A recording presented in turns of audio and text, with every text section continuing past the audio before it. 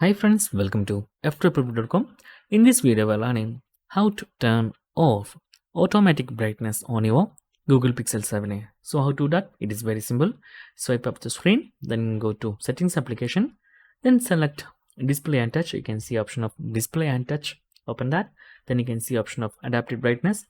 Click on that button to turn off these settings. Okay, like this. So adaptive brightness, actually it is automatic brightness. That means your mobile automatically adjusts with your environment light.